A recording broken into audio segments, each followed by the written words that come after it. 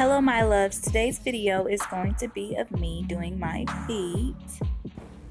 So basically this is how you're going to get soft feet, pretty feet, you know the whole deal.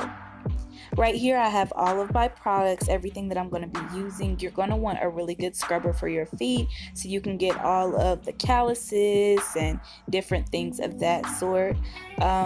Right here I am taking off my nail polish. You want to make sure that you soak them before you take off the nail polish because it's a lot easier soaking them and then taking off the nail polish. Right here you guys, I'm just scrubbing away at my feet. You don't want to do too much, and also you will never ever want to scrub your feet without soaking them first, because if not your feet's going to be really sore, and the next day when you go to work you're going to be like, what the heck, my feet are sore. But make sure you get those calluses good.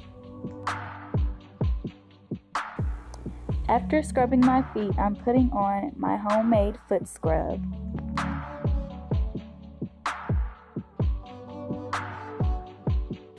I went ahead and buffed my toes already. I pretty much did everything that I needed to my feet. So now I am ready to polish. Okay, so I went ahead and polished my toes. I did this really pretty bright pink color. They are done. They are beautiful. They are soft.